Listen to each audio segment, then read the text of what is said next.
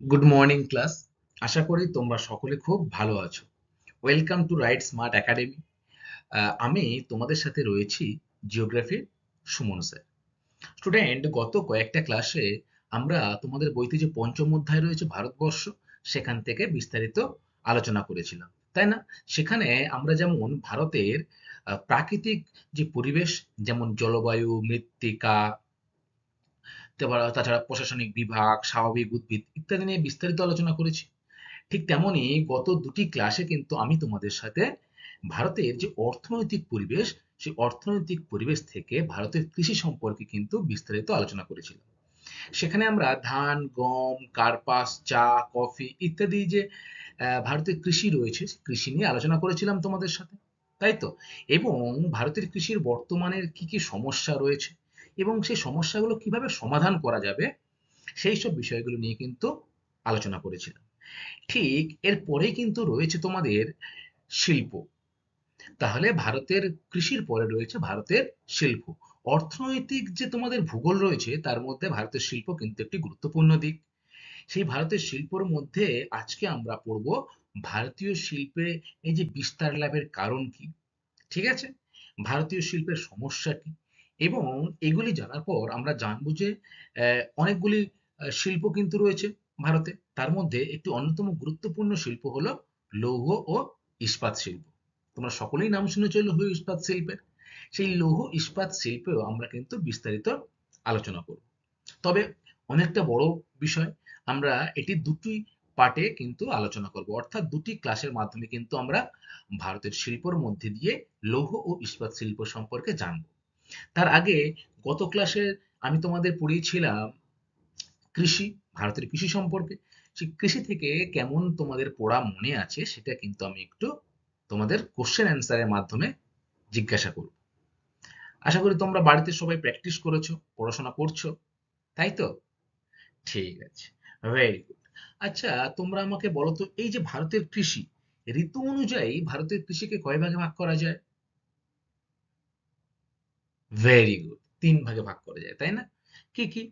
খারিফ ফসল, রবি ফসল আর জাইদ ফসল, তাই না? আচ্ছা, তোমরা আমাকে বলো তো যে কোন এই যে তিনটে ফসল আমরা তোমাদের বললাম, এই তিনটি ফসলের মধ্যে কোন ফসলে জলসেচের ভাগ সব থেকে বেশি, অর্থাৎ এই ফসলটা চাষ করার জন্য প্রচুর জলসেচের প্রয়োজন হয়? জাইদ শস্য, যেখানে আউশ ধান উৎপন্ন করা হয়, তাই না? Very good. কেননা এই গ্রীষ্মকালে এটি বপন করা হয়। আর আমরা সকলেই জানি গ্রীষ্মকালে কিন্তু মাঠঘাট শুকনো থাকে, অর্থাৎ বৃষ্টি কিন্তু তেমন হয় না। ফলে জলসেচের উপরে নির্ভর করে আমাদের কৃষিকাজটা করতে হয়, তাই তো? Very good. আচ্ছা, আমরা জানি যে আমাদের যে ভারতবর্ষ তথা পশ্চিমবঙ্গের জলবায়ু কেমন বলতো? মৌসুমী প্রকৃতি। আর আমরা একটা গুরুত্বপূর্ণ বিষয় জেনেছিলাম যে আমাদের এই যে কৃষিকাজ বা চাষবাস যাই বলো না কেন তুমি, সেটি কিন্তু মৌসুমী বায়ুর উপরে নির্ভরশীল সম্পূর্ণরূপে, তাই না? এই মৌসুমী বায়ুর আগমনের সাথে সাথে যে ফসলটা ফলানো হয়, সেই ফসলটাকে আমরা কি বলবো বলতো? ভেরি গুড, খারিফ শস্য, তাই না? তাহলে এই যে মৌসুমে আগমন ঘটছে, সাথে বৃষ্টিপাত আসছে, এই বৃষ্টিপাতে কিন্তু যে শস্যটা হয় সেটা হচ্ছে খারিফ শস্য। আমন ধান কিন্তু এই খারিফ শস্যের মধ্যে উল্লেখযোগ্য একটি ধান, যে ধানটা কিন্তু আমরা এই বর্ষার শুরুতে চাষ করি এবং অক্টোবর নভেম্বর মাসে সেটা কেটে নিই, তাই তো?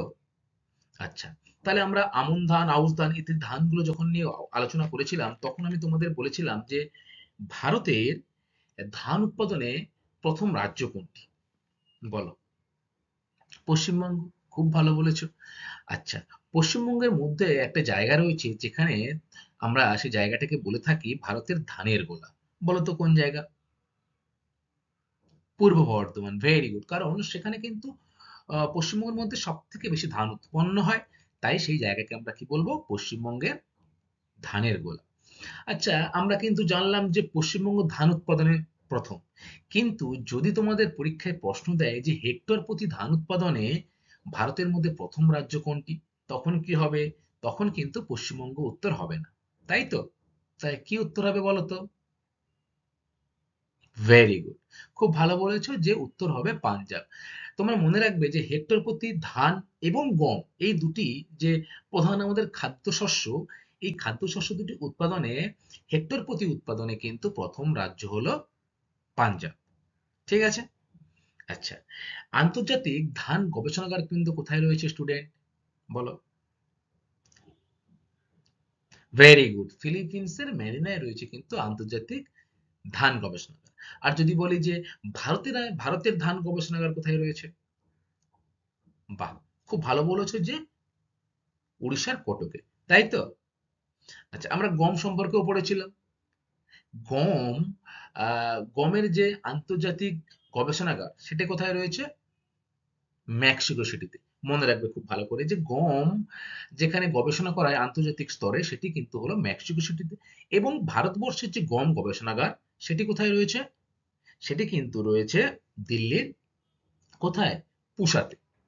এবং আহ, এই যে গম উৎপাদনে আমাদের আহ, ভারতের মধ্যে প্রথম যে রাজ্য সেটি কিন্তু হলো কোন রাজ্য? উত্তরপ্রদেশ। এবং হেক্টর প্রতি তোমাদের একটু আগেই বললাম,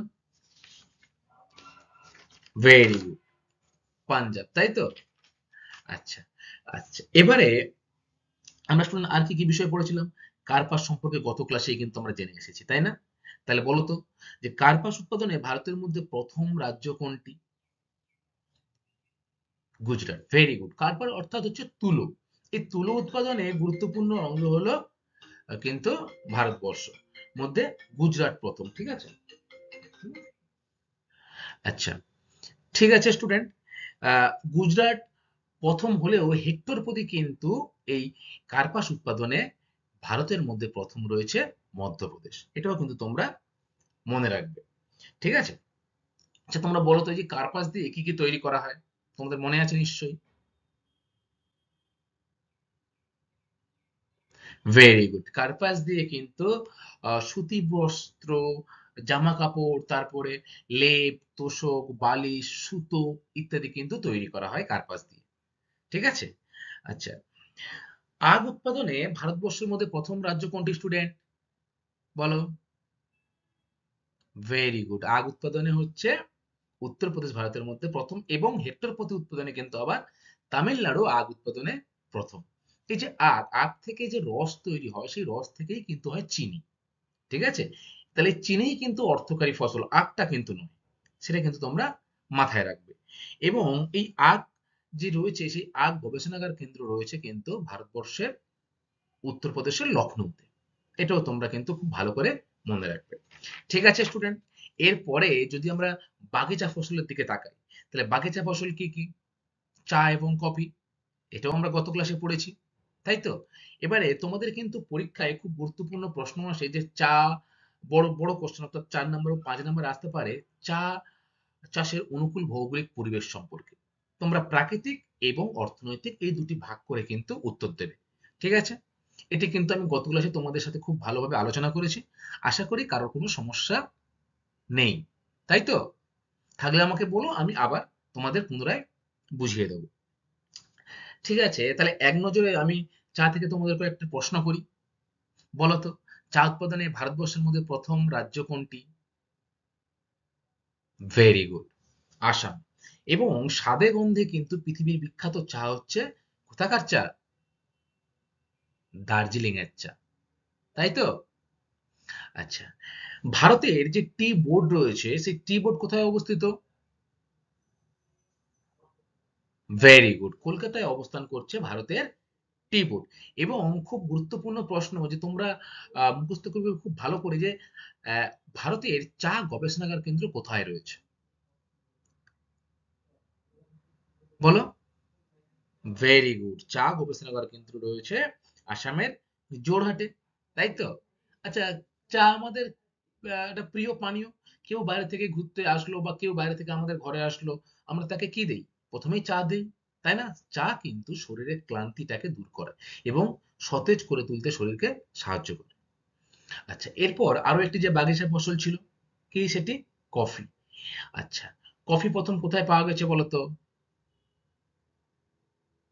আফ্রিকা মহাদেশে, তাই না? আফ্রিকা মহাদেশের কাফা প্রদেশ রয়েছে, সেই কাফা প্রদেশে কিন্তু প্রথম কফি চাষ শুরু হয়। ভারতে কোথায় কোথায় বা কোন কোন রাজ্যে কফি চাষটা খুব গুরুত্বপূর্ণ? প্রধান তিনটি কিন্তু স্টেট রয়েছে, যে তিনটি স্টেটে কিন্তু কফি চাষটা হয়ে থাকে। বলো তো কোথায় কোথায় সেটা? Very good. সেটি হলো কর্ণাটক, কেরালা আর তামিলনাড়ু, তাই তো? এই কর্ণাটকের চিকমাগলুরে কিন্তু রয়েছে ভারতের কফি গবেষণাগার। এটাও কিন্তু তোমরা খুব ভালো করে মনে রাখবে। তাহলে আমরা ভারতের কৃষি কিন্তু সম্পূর্ণরূপে শেষ করেছি, এবং ভারতের কৃষি থেকে আলোচ্য বিষয় তোমরা খুব ভালো করে খুঁটিয়ে পড়বে, অনেক প্রশ্ন কিন্তু পরীক্ষায় আসবে। এরপরে অর্থনৈতিক ভূগোল থেকে তোমাদের যে পাঠটা নিয়ে আজকে আমি আলোচনা করব সেটি হলো ভারতের শিল্প, লৌহ ও ইস্পাত শিল্প। প্রথমে আমরা জানবো যে ভারতের শিল্প সম্পর্কে, ঠিক আছে? দেখো, প্রথমে আমাদের জানতে হবে শিল্প কি, তাই তো? প্রকৃতিতে প্রাপ্ত বস্তুকে যখন যন্ত্র ও প্রযুক্তির মাধ্যমে ব্যবহারের উপযোগী সামগ্রীতে পরিণত করা হয়, তখন তাকে আমরা কি বলবো? শিল্প। আমরা সকলেই জানি যে প্রকৃতিতে অনেক সম্পদ পড়ে থাকে, অনেক বস্তু পড়ে থাকে, তাই না? তাহলে এই বস্তুগুলো যখন মানুষের কাজে লাগবে, মানুষের উপকারে লাগবে, তখন তাকে আমরা কি বলবো? সম্পদ বলবো না? তাহলে এই যে বস্তুগুলো যখন যন্ত্র প্রযুক্তির মাধ্যমে আমাদের উপযোগী জিনিসে তৈরি করব, তখন তাকে আমরা কি বলবো? শিল্প। শিল্প দেশের অর্থনৈতিক শ্রীবৃদ্ধি ঘটায়, অর্থাৎ দেশের যে আর্থিক ইনকাম সেটি কিন্তু এই শিল্প থেকে হয়ে থাকে। দেশকে অর্থনৈতিক দিক থেকে এগিয়ে নিয়ে যেতে কিন্তু সব থেকে বেশি শিল্প কিন্তু সাহায্য করে। যে দেশে শিল্প যত বেশি উন্নত, সেই দেশে কিন্তু অর্থনীতি তত বেশি সমৃদ্ধ। তাহলে আমরা কি জানলাম যে ভারতের শিল্পের মধ্যে শিল্প কি, এবং শিল্প যে ভারতের অর্থনীতিতে একটা গুরুত্বপূর্ণ ভূমিকা পালন করে সেটাও আমরা জানলাম।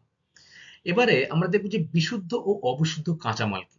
দেখো, প্রতিটা শিল্পের নির্দিষ্ট কিছু কাঁচামাল রয়েছে, তাই তো? লৌহ শিল্প, ইস্পাতের আকরিক কি হতে পারে, বা কাঁচামাল কি হতে পারে? আকরিক লোহা, ম্যাঙ্গানিজ, চুনাপাথর ইত্যাদি কিন্তু হচ্ছে কাঁচামাল, তাই তো? এগুলোই পরিবেশে বা প্রকৃতিতে পড়ে থাকে। সেই বস্তুগুলোকে নিয়ে আমরা যন্ত্র বা প্রযুক্তির মাধ্যমে ব্যবহার করে আমাদের উপযোগী করে তুলি এবং শিল্পে স্থাপন করি, তাই তো? ঠিক তেমনি এই যে কাঁচামাল, কাঁচামালে কিন্তু দুটি ভাগ হয়। এক বিশুদ্ধ কাঁচামাল, আর এক কাঁচামাল হচ্ছে অবিশুদ্ধ কাঁচামাল। যে সকল কাঁচামাল শিল্পজাত দ্রব্যে পরিণত করার পর আগের থেকে ওজন হ্রাস পায় না, তা হলো কিন্তু বিশুদ্ধ কাঁচামাল। অর্থাৎ একটা বস্তু যেটা প্রকৃতিতে পড়েছে সেটিকে আমি নিয়ে এসে আমাদের শিল্পজাত দ্রব্যে পরিণত করলাম, এবং আগের তুলনায় যা তার ওজন ছিল সেই ওজনই থাকলো, তাহলে তাকে আমরা কি বলবো? বিশুদ্ধ কাঁচামাল। ঠিক আছে? উদাহরণ কি? যে কার্পাস, পাট, পশম ইত্যাদি কিন্তু হলো বিশুদ্ধ শ্রেণীর কাঁচামাল। আর অবিশুদ্ধ শ্রেণীর কাঁচামাল কি? অবিশুদ্ধ শ্রেণীর কাঁচামাল হলো ঠিক তার উল্টোটা। অর্থাৎ পরিবেশ থেকে বা বস্তু যখন আমরা নিয়ে শিল্পজাত দ্রব্য পরিণত করছি এবং আগের তুলনায় তার ওজন যদি হ্রাস পায়, তখন তাকে আমরা কি বলবো? অবিশুদ্ধ কাঁচামাল। আশা করি তোমরা দুটো ডিফারেন্স বুঝতে পেরেছো, বিশুদ্ধ আর অবিশুদ্ধ কাঁচামালের, তাই তো? ঠিক আছে, ভেরি গুড।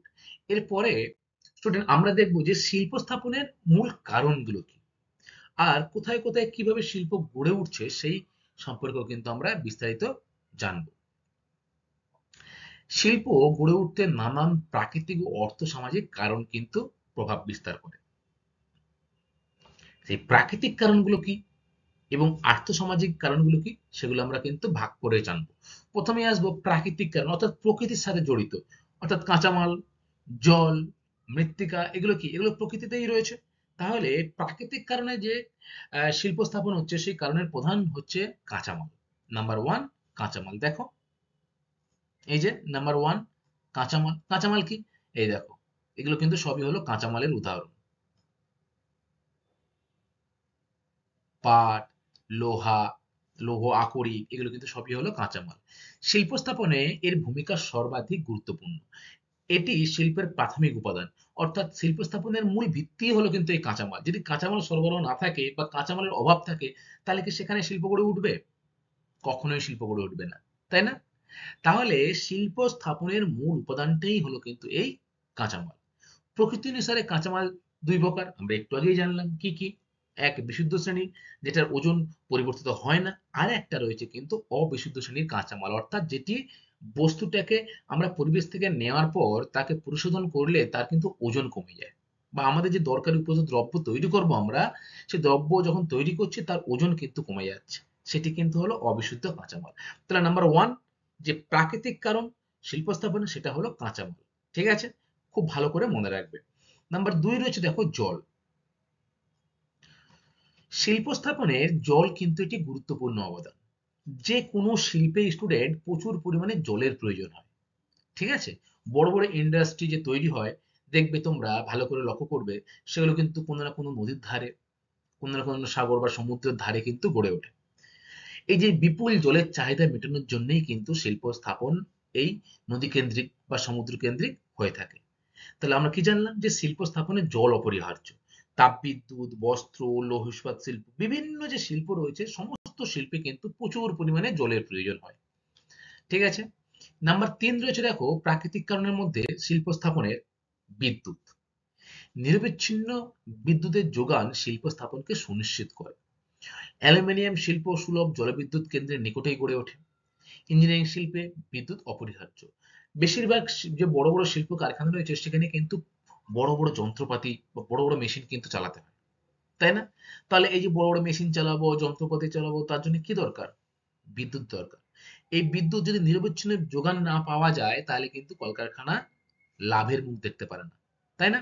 তাই বিদ্যুতের যোগান কিন্তু কোনো একটি স্থানে কলকারখানা বা শিল্প স্থাপনে গুরুত্বপূর্ণ ভূমিকা পালন করে। ৪ নম্বর হচ্ছে দেখো জমি। জমির সহজলভ্যতা শিল্প স্থাপনে গুরুত্বপূর্ণ। যেখানে জমি সস্তা ও শিল্প স্থাপনের অন্যান্য পরিকাঠামো রয়েছে, সেখানে কিন্তু শিল্প গড়ে উঠতে পারে। তাহলে শিল্প কোথায় গড়ে উঠবে?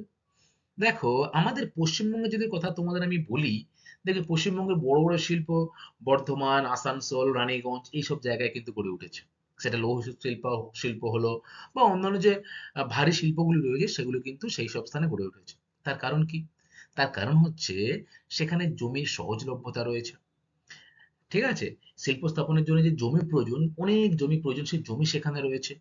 এছাড়া আশেপাশে অঞ্চলে এই যে লৌহ ইস্পাত বা বড় কারখানা গড়ে তুলতে হলে যে কাঁচামালের প্রয়োজন, সে কাঁচামাল কিন্তু আশেপাশে অঞ্চল থেকে পাওয়া যায়।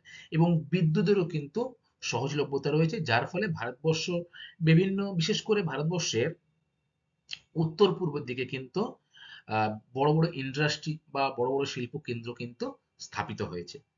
তাহলে তোমরা কি কি জানলে, যে কাঁচামাল, জল, বিদ্যুৎ এবং জমি কিন্তু হলো শিল্প স্থাপনের ভিত্তি বা উপাদান। ঠিক আছে, এরপরে আমরা প্রাকৃতিক পরিবেশের সম্পর্কে জানলাম। এরপরে আমরা জানবো অর্থনৈতিক কারণগুলি কি কি। অর্থনৈতিক কারণের মধ্যে প্রথমেই পড়বে পরিবহন।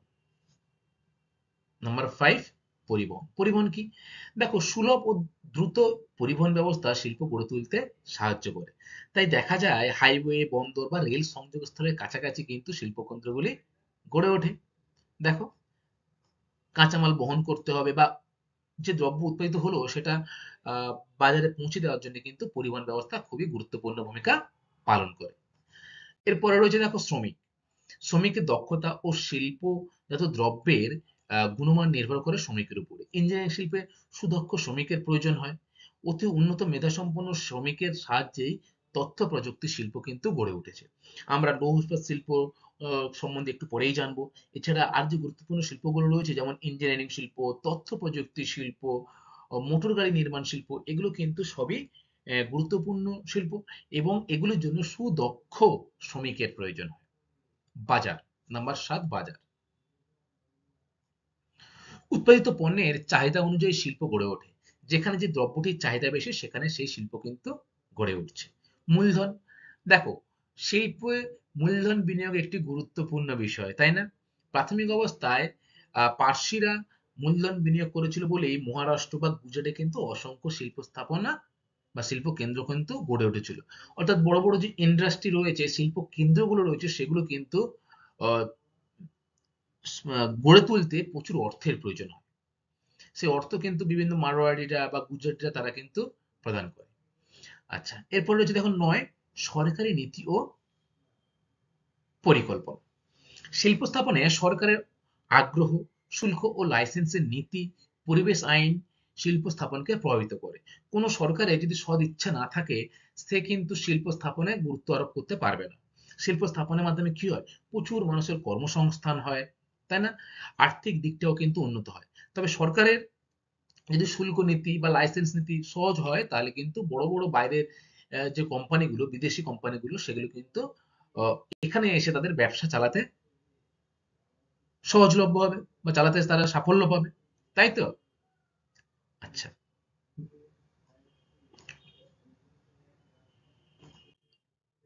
শিল্পের শ্রেণীবিভাগ। দেখো, কাঁচামালের উপর ভিত্তিকে আমরা কিন্তু শিল্পকে ৪ ভাগে ভাগ করতে পারি। নাম্বার 1, কৃষিভিত্তিক শিল্প, আমরা যেটা একটু আগেই পড়ে এসেছি বা আগের ক্লাসে জেনে এসেছি, তাই না? সেখানে কি কি হয়? শিল্পে কাঁচামাল হিসেবে কৃষিজ দ্রব্য ব্যবহৃত হয়, যেমন চিনি, কার্পাস, পাট, বস্ত্র বনানী, এগুলো সবই কিন্তু হলো কৃষিভিত্তিক শিল্প। তোমরা বস্ত্র কারখানা দেখেছো, তাহলে সেটাও তো একটা ইন্ডাস্ট্রি, সেটাও তো একটা শিল্প, সেখানে অসংখ্য মানুষ কাজ করছে।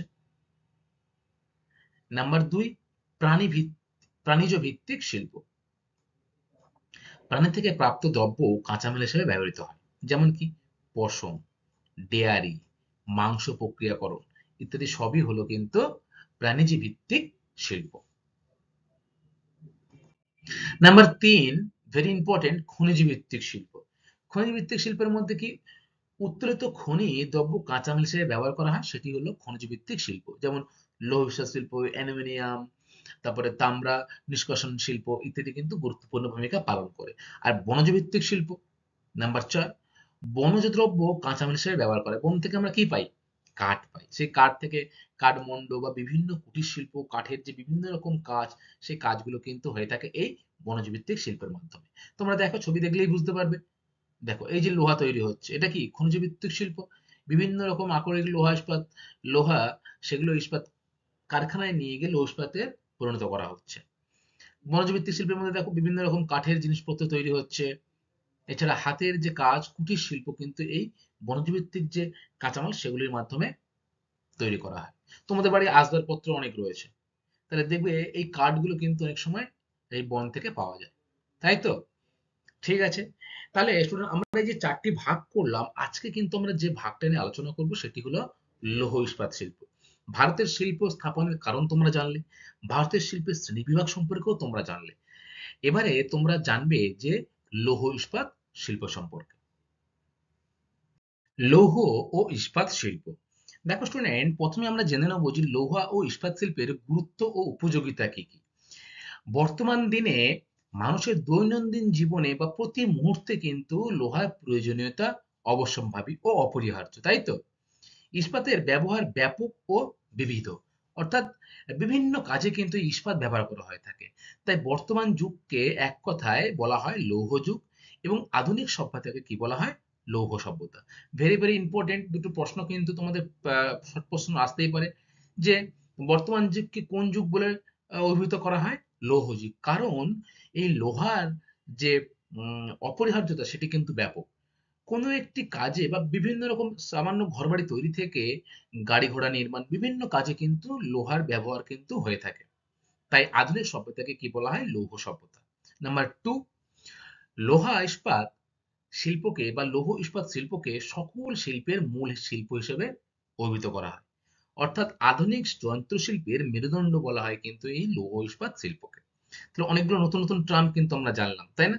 যে আধুনিক যন্ত্রশিল্পের মেরুদণ্ড কাকে বলা হয়? লৌহ ইস্পাত শিল্পকে। আবার সকল শিল্পের মূল শিল্প বলা হয় কাকে? লৌহ ইস্পাত শিল্পকে। এর কারণ কি? দেখো, বিশ্বের সব শিল্পের প্রধান ভিত্তি কি? লোহা ও ইস্পাত। কারখানা নির্মাণ, যন্ত্রপাতি তৈরি, যন্ত্রাংশ, কৃষির যে উপকরণ রয়েছে, যানবাহন, সামরিক যে দিক রয়েছে সেগুলি, গৃহস্থালীয় উপকরণ, আসবাবপত্র, গৃহ নির্মাণের দ্রব্য, বিদ্যুৎ প্রভৃতি ক্ষেত্রেই কিন্তু এই যে বিভিন্ন শিল্পর প্রধান কাঁচামাল কি বলতো? লোহা ও ইস্পাত। তাই লোহা ইস্পাত বা লৌহ ইস্পাতকে সকল শিল্পের মূল বলা হয়, বা আধুনিক যন্ত্রশিল্পের মেরুদণ্ড বলা হয় কিন্তু এই লৌহ ও ইস্পাত শিল্পকে। এরপরে রয়েছে দেখো প্রধান প্রধান ইস্পাত কেন্দ্র। দেখো, ভারতবর্ষে কিন্তু স্বাধীনতার আগে 3টি ইস্পাত কেন্দ্র স্থাপিত হয়েছিল। সেগুলো কি কি? দেখো, পশ্চিমবঙ্গের বার্নপুর, কুলটি, ঝাড়খণ্ডের জামশেদপুর এবং কর্ণাটকের ভদ্রাবতী, এই তিনটে কিন্তু স্বাধীনতার আগে প্রধান লৌহ ইস্পাত শিল্পকেন্দ্র ছিল। কিন্তু বর্তমানে স্বাধীনতার পর বিভিন্ন পঞ্চবার্ষিকী পরিকল্পনার মাধ্যমে বিভিন্ন রকম কিন্তু শিল্পকেন্দ্র স্থাপিত হয়েছে। ঠিক আছে? তার মধ্যে উল্লেখযোগ্য যেগুলি হলো সেগুলি হলো পশ্চিমবঙ্গের দুর্গাপুর, ওড়িশার রৌরকেল্লা, ছত্তিশগড়ের ভিলাই, ঝাড়খণ্ডের বোকারো, তামিলনাড়ুর সালেম, কর্ণাটকের বিজয়নগর, অন্ধ্রপ্রদেশের বিশাখাপত্তনম ও মহারাষ্ট্রের চন্দ্রপুর কিন্তু গুরুত্বপূর্ণ লৌহ ইস্পাত শিল্পকেন্দ্র। তোমরা একটা জিনিস লক্ষ্য করবে যে বেশিরভাগ এই লৌহ ইস্পাত শিল্পকেন্দ্র কিন্তু গড়ে উঠেছে উত্তর এবং পূর্ব ভারতে, তাই না? দেখো, তোমরা ম্যাপটা দেখলেই বুঝতে পারবে বেশিরভাগ যে লৌহ ইস্পাত শিল্পকেন্দ্র এখানে গড়ে উঠেছে। তার প্রধান কারণ কি জানো? তার প্রধান কারণ হচ্ছে কাঁচামালের সহজলভ্যতা। অর্থাৎ এই যে আমরা বলি যে ভারতের খনিজ ভাণ্ডার কাকে বলি? ছোটনাগপুর মালভূমি অঞ্চলকে বলি না? এই ছোটনাগপুর মালভূমি অঞ্চল কিন্তু এইখানে অবস্থিত। প্রচুর যে কাঁচামাল, লৌহ ইস্পাত শিল্পের সেই কাঁচামাল কিন্তু এখান থেকে পাওয়া যায়। ঠিক আছে? ফলে শিল্পকেন্দ্রগুলি এই স্থানে গড়ে উঠতে সাহায্য করেছে। তোমরা তাহলে কি মনে রাখবে যে স্বাধীনতার পর অনেক শিল্পকেন্দ্র গড়ে উঠলেও স্বাধীনতার আগে ছিল কিন্তু প্রধানত ৩টি শিল্পকেন্দ্র। আচ্ছা স্টুডেন্ট, আমরা আজকের যে আহ, আমাদের যতটা ক্লাস হবে তার মধ্যে মাত্র একটি শিল্পাঞ্চল সম্পর্কে কিন্তু আমরা বিস্তারিত আলোচনা করব। সেটি কোনটা বলতো? সেটি হলো কিন্তু এই যে আহ, টিস্কো, অর্থাৎ এই ঝাড়খণ্ডে যে জামশেদপুর রয়েছে টাটা স্টিল লিমিটেড, সেই টাটা স্টিল লিমিটেড নিয়ে কিন্তু আজকে আমরা আমাদের আলোচ্য বিষয়টা চালিয়ে নিয়ে যাবো। এর পরবর্তী ক্লাসে অর্থাৎ পার্ট 2 তে আমি তোমাদের সাথে অন্যান্য যে লৌহ ইস্পাত শিল্পকেন্দ্র রয়েছে, যেমন কি রয়েছে দুর্গাপুর রয়েছে পশ্চিমবঙ্গের, ভিলাই, রৌরকেল্লা রয়েছে, বোকারো রয়েছে, এগুলো সম্পর্কেও কিন্তু পরবর্তী ক্লাসে আমি বিস্তারিত আলোচনা করব। আচ্ছা দেখো, বেসরকারি উদ্যোগেও কিন্তু অনেক এই লৌহ ইস্পাত শিল্পকেন্দ্র গড়ে উঠেছে। উড়িষ্যার আঙ্গুরে দুটি জেএসডব্লিউ স্টিল ও ভূষণ স্টিল গড়ে উঠেছে। কর্ণাটকের হসপেটে জেএসডব্লিউ স্টিল। বর্তমানে কিন্তু এই জেএসডব্লিউ স্টিল বা জেএসডব্লিউ বা ভূষণ স্টিল কিন্তু ভারতবর্ষের মধ্যে একটি গুরুত্বপূর্ণ লৌহ ইস্পাত শিল্পকেন্দ্র হিসেবে পরিচিত লাভ পেয়েছে জেএসডব্লিউ। মহারাষ্ট্রের তারাপুর ও দলভি, উত্তরপ্রদেশের কানপুরে ইস্পাত কেন্দ্র কিন্তু বেসরকারি উদ্যোগে গড়ে উঠেছে। এবারে আমরা জানবো এই যে লৌহ ইস্পাত শিল্প নিয়ে আমরা জানছি যে লৌহ শিল্পের প্রধান কাঁচামাল কি। অর্থাৎ মূল উপাদান কিন্তু হচ্ছে আকরিক লোহা, স্ক্র্যাপ লোহা, কয়লা থেকে সৃষ্ট কোক কয়লা, চুনাপাথর, dolomite, manganese, nickel, tungsten, chromium, তারপরে টিন প্রভৃতি হলো কিন্তু লৌহ ইস্পাত শিল্পের প্রধান প্রধান কাঁচামাল। দেখো এই যে কয়লা, এটি কিন্তু আহ জেএসডব্লিউ যে ইস্পাত লৌহ ইস্পাত কেন্দ্র, সেই জেএসডব্লিউ লৌহ ইস্পাত শিল্প কেন্দ্রের একটি চিত্র। তাহলে কাঁচামালগুলি কি কি? যে আকরিক লোহা, কয়লা থেকে যে প্রাপ্ত কোক কয়লা, চুনাপাথর, ডলোমাইট, ম্যাঙ্গানিজ প্রভৃতি কিন্তু হলো এই লৌহ ইস্পাত শিল্পের প্রধান কাঁচামাল। আচ্ছা, এরপরে আমরা দেখব যে tata still limited, tata iron and steel corporation, third যার শর্ট ফর্ম হচ্ছে TISCO, TISCO। Very very important student, তোমরা কিন্তু খুব মনোযোগ দিয়ে বা খুব ভালো করে মুখস্থ করবে। তোমাদের পরীক্ষায় এরকম কোশ্চেন আসবে যে ভারতের যে ইস্পাত কেন্দ্রগুলো রয়েছে তার মধ্যে TISCO, Tata iron and steel company, সেই Tata iron and steel company গড়ে ওঠার পিছনে কারণগুলো কি কি, 5 নম্বর পরীক্ষায় আসতেই পারে, তোমাদের কিন্তু মুখস্থ করতে হবে। চলো আমরা আলোচ্য বিষয়ের মধ্যে জানার চেষ্টা করি কেন গড়ে উঠেছে স্টিল বা টাটা স্টিল লিমিটেড। কে এবং কবে এই টাটা স্টিল লিমিটেড উদ্বোধন করে বা প্রতিষ্ঠা করে সেটি কিন্তু গুরুত্বপূর্ণ একটি প্রশ্ন। জামশেদজি টাটার উদ্যোগে 1907 সালেই কিন্তু জামশেদপুরের খড়কাই ও সুবর্ণরেখা নদীর সংযোগস্থলে এটি কিন্তু গড়ে ওঠে। দেখো এই যে ছবি, টাটা স্টিল লিমিটেড তাহলে কবে গড়ে ওঠে? 1907 সালে। কার উদ্যোগে গড়ে ওঠে? জামশেদজি টাটার উদ্যোগে। কোথায় গড়ে ওঠে? যে জামশেদপুরের খড়কাই ও সুবর্ণরেখা নদীর সংযোগস্থলে কিন্তু এটি গড়ে ওঠে। এটি ভারতে বেসরকারি উদ্যোগে স্থাপিত একটি ইস্পাত কেন্দ্র। সরকারি ও বেসরকারি মিলিয়ে বর্তমানে জামশেদপুর ভারতের বৃহত্তম ইস্পাত কেন্দ্র। তো যদি তোমাদের পরীক্ষা আসে যে ভারতের বর্তমানে বৃহত্তম ইস্পাত কেন্দ্রের নাম কি, তোমরা কি বলবে? যে জামশেদপুর হলো কিন্তু ভারতের বৃহত্তম ইস্পাত কেন্দ্র। সেটা সরকারি বেসরকারি সব মিলিয়েই কিন্তু এটাই হচ্ছে বৃহত্তম ইস্পাত কেন্দ্র। এবারে গড়ে ওঠার কারণ সম্পর্কে আমরা জানবো। আকরিক লোহা। এই কেন্দ্রের আকরিক লোহা আসে উড়িষ্যার গরুমহাশানি, ময়ূরভঞ্জ ও ঝাড়খণ্ডের সেনভূম থেকে। তাহলে গড়ে ওঠার কারণে প্রথমে আমরা কি দেখলাম যে আকরিক লোহা, যে কাঁচামাল যেগুলো প্রয়োজন, তাহলে আসলে আশেপাশের অঞ্চলে আহ থাকলেই তো সুবিধা। তাহলে শিল্পকেন্দ্র যেখানে গড়ে উঠবে তার আশেপাশে যদি কাঁচামাল না সহজলভ্য না হয় বা কাঁচামাল যদি না থাকে তাহলে কিন্তু গড়ে ওঠে না। তাহলে প্রথমে আমরা কি পড়লাম যে আকরিক লোহা। নাম্বার 2, কয়লা। কয়লা আসে ঝাড়খণ্ডের ঝরিয়া ও পশ্চিমবঙ্গের রানীগঞ্জ থেকে। পশ্চিমবঙ্গ থেকে এই যে ঝাড়খণ্ডের এই যে জামশেদপুর, এটা দূরত্ব কিন্তু কাছাকাছি। আর আমরা সকলে জানি পশ্চিমবঙ্গের মধ্যে রানীগঞ্জে সবথেকে বেশি কয়লা উত্তোলিত হয়। সেই কয়লা কিন্তু চলে যায় কোথায়? এই টাটা স্টিল লিমিটেডে। আর কি রয়েছে দেখো, অন্যান্য খনিজ। চুনাপাথর আসে উড়িষ্যার গাংপুর থেকে, বীরমুত্রপুর, এবং ম্যাঙ্গানিজ আসে কিন্তু ওড়িশার হাতিবাড়ি থেকে। দেখো এই যে চুনাপাথর কোত্থেকে আসে? উড়িষ্যার গাংপুরে কিন্তু প্রচুর পরিমাণে চুনাপাথর পাওয়া যায় এবং বীরমুত্রপুরেও কিন্তু প্রচুর চুনাপাথর পাওয়া যায়, যা এই লৌহ ইস্পাত শিল্পের প্রধান একটি কাঁচামাল। তাই তো? জল। আমি তোমাদের একটু আগেই বললাম যে কোনো একটি শিল্প কেন্দ্র স্থাপনের পিছনে কিন্তু কতগুলি কারণ কাজ করে। কারণ এর মধ্যে কাঁচামাল তো অবশ্যই অন্যতম। এরপরে রয়েছে জল। তাহলে সুবর্ণরেখা নদীর তীরে আর খড়কাই নদীর দুই মাঝখানে কিন্তু এই শিল্প কেন্দ্র বা শিল্প স্থাপিত হয়েছে। ফলে জলের অভাব কিন্তু এই দুটি নদী থেকে আমরা এই শিল্পে পেয়ে থাকি। অর্থাৎ tata iron and steel company যে কর্পোরেশন রয়েছে সেখানে সুবর্ণরেখা জলের নদী পাওয়া যায় এবং এর কাছাকাছি কিন্তু একটি জলধার রয়েছে যেটার নাম কিন্তু হচ্ছে ডিমনা। সেই ডিমনা জলধার থেকেও কিন্তু প্রচুর জল এই কারখানায় সরবরাহ করা হয়। নাম্বার 5, পরিবহন। এই অঞ্চলে রেল ও সড়ক পরিবহনের মাধ্যমে ভারতের অন্যান্য প্রান্তের সাথে যুক্ত। তাহলে এমন একটি স্থান যেখানে কিন্তু ভারতের অন্যান্য স্থান কিভাবে যুক্ত? রেলের দ্বারা যুক্ত, বা ভালো যে জাতীয় সড়ক, সেই জাতীয় সড়কের সাথে যুক্ত। ফলে বহির্বাণিজ্য হয় খুব স্বাভাবিকভাবে।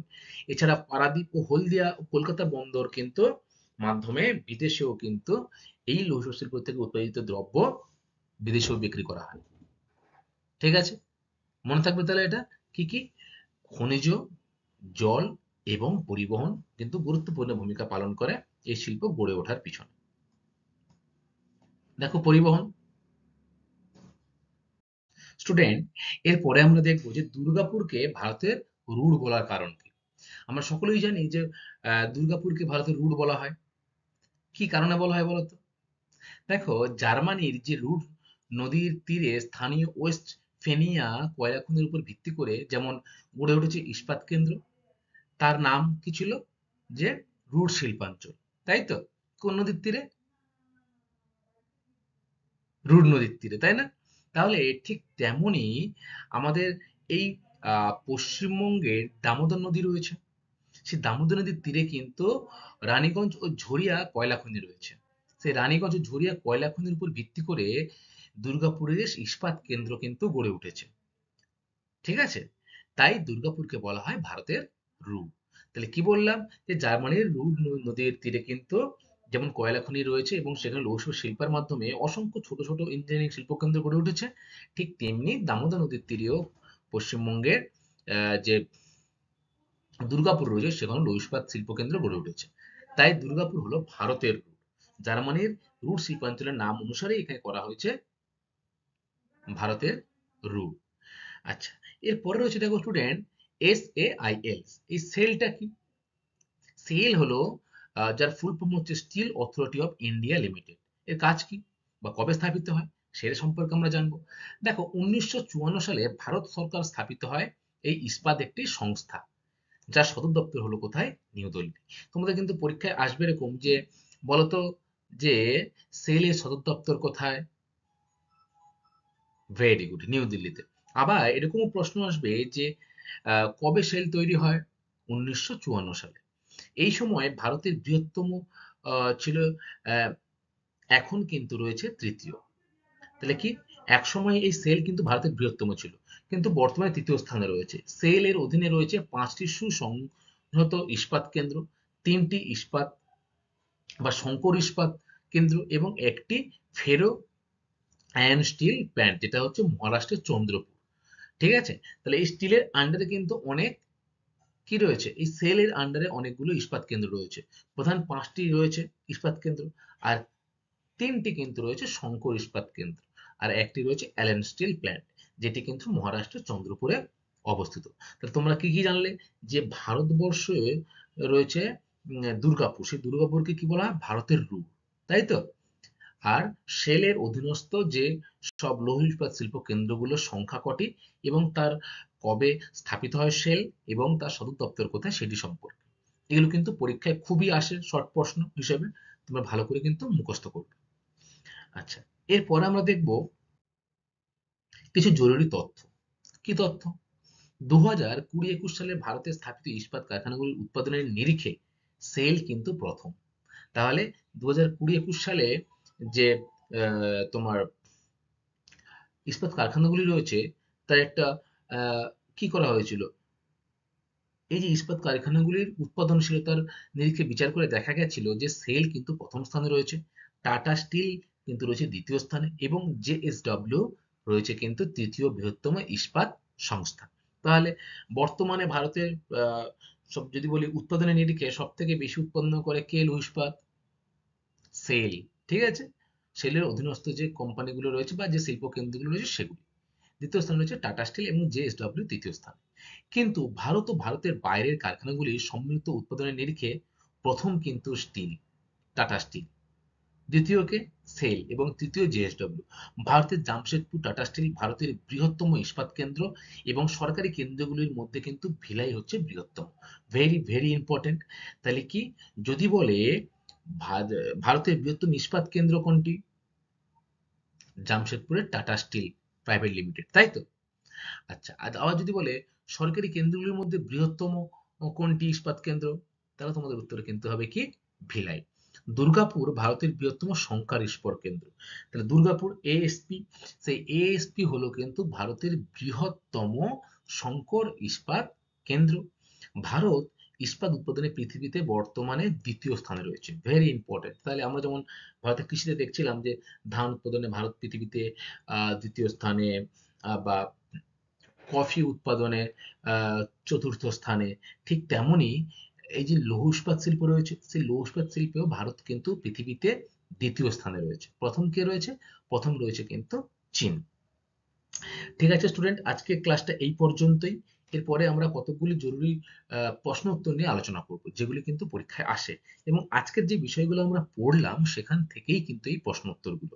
ঠিক আছে, পরবর্তী ক্লাসে আর বাদবাকি যে বিভিন্ন কোম্পানি রয়েছে শিল্প কেন্দ্রগুলো, সেই কেন্দ্রগুলি যেমন হচ্ছে ভিলাই, তারপর দুর্গাপুর, আহ, রৌরকেল্লা, বোকারো ইত্যাদি নিয়ে আলোচনা করব। কয়েকটি গুরুত্বপূর্ণ প্রশ্ন, তোমরা উত্তর দেওয়ার চেষ্টা করো। 1 নম্বর হচ্ছে, দেখো, সকল শিল্পের মূল হলো কোন শিল্প? বলো। ভেরি গুড, লৌহ ইস্পাত শিল্প। আরো বলা হয় যে আধুনিক যে সভ্যতা তাকে আমরা কি বলি, বা আধুনিক যুগকে আমরা কি বলে ডাকি? লৌহ যুগ বা লৌহ যুগ বলে, তাই তো। দেখো, নাম্বার 2 রয়েছে, লৌহ ইস্পাত শিল্পের কাঁচামালগুলি কি কি? ভেরি ইম্পর্টেন্ট, লৌহ ইস্পাত শিল্পের কাঁচামাল কি? লৌহ আকরিক, তারপরে আকরিক লোহা, তারপর স্ক্র্যাপ, কয়লা থেকে প্রাপ্ত কোক কয়লা, ম্যাঙ্গানিজ, চুনাপাথর, ডলোমাইট, নিকেল, টাংস্টেন, টিন প্রভৃতি দ্রব্যগুলি হলো কিন্তু লৌহ ইস্পাত শিল্পের প্রধান প্রধান কি কাঁচামাল। Number 3, Tata iron and steel corporation কবে কার উদ্যোগে তৈরি হয়? ভেরি ইম্পর্টেন্ট প্রশ্ন কিন্তু, বলো। ভেরি গুড, জামশেদজি টাটার উদ্যোগে 1907 সালে কিন্তু Tata iron and steel corporation গড়ে ওঠে। কোথায় গড়ে ওঠে? ঝাড়খণ্ডের জামশেদপুরে। নাম্বার 4, বর্তমানে ভারতের বৃহত্তম লৌহ ইস্পাত কেন্দ্র কোনটি? এটাই হলো যেটা আমরা একটু আগেই বললাম যে Tata iron and steel corporation. সেই Tata iron and steel corporation কিন্তু ভারতের বর্তমানে বৃহত্তম লৌহ ইস্পাত কেন্দ্র। নাম্বার 5, দুর্গাপুরকে ভারতের রুট বলার কারণ কি? আশা করি তোমরা বলতে পারবে যদি পরীক্ষায় এরকম প্রশ্ন আসে। ভারতের রুট কাকে বলা হয়? তাহলে উত্তর কি হবে তোমাদের? দুর্গাপুর। কেন বলা হয়? এর কারণ হচ্ছে জার্মানির রুট শিল্পাঞ্চলের নাম অনুসারে এই শিল্পাঞ্চলের নামকরণ করা হয়েছে। জার্মানির রাইন নদীর তীরে যেমন প্রচুর কয়লা ইত্যাদি থেকে বড় বড় শিল্পকেন্দ্র গড়ে উঠেছে, ঠিক তেমনি দামোদর নদীর তীরবর্তী অঞ্চলে কিন্তু দুর্গাপুরে প্রচুর এরকম ইস্পাত কেন্দ্র গড়ে উঠেছে বা ছোট ছোট বিভিন্ন কলকারখানা গড়ে উঠেছে। তাই ভারতের রুট বলা হয় দুর্গাপুরকে। ঠিক আছে। নাম্বার 6, বর্তমানে ইস্পাত উৎপাদনে ভারতের স্থান কত? Very important. পৃথিবীতে ভারতের স্থান কত ইস্পাত উৎপাদনে বলো? Very good. দ্বিতীয়। প্রথম স্থানে কে রয়েছে? চীন। খুব ভালো। 7, ভারতের বৃহত্তম সংকর ইস্পাত কেন্দ্র কোনটি? ডিএসপি, অর্থাৎ তোমার দুর্গাপুর কিন্তু হলো ভারতের বৃহত্তম সংকর ইস্পাত কেন্দ্র। এই দুর্গাপুর কিন্তু সেল রয়েছে, সেই সেলের অন্তর্গত কিন্তু একটি সংস্থা, যেটি সর্ববৃহৎ বা বৃহত্তম সংকর ইস্পাত কেন্দ্র। নাম্বার 8, সেলের সদর দপ্তর কোথায় বলো? ভেরি গুড, নিউ দিল্লিতে। কবে স্থাপিত হয়? 1954 সালে। Very good. তাহলে আজকের ক্লাসটা আমাদের এই পর্যন্তই। আশা করি তোমরা বুঝতে পেরেছো সবাই। পরবর্তী ক্লাসে আমরা ভিলাই, বোকারো, রাউরকেলা, দুর্গাপুর ইত্যাদি যে শিল্প কেন্দ্রগুলি রয়েছে সেই শিল্প কেন্দ্রগুলো নিয়ে বিস্তারিত আলোচনা করব। সকলকে অসংখ্য ধন্যবাদ ক্লাসটি মনোযোগ দিয়ে শোনার জন্য। Thank you class.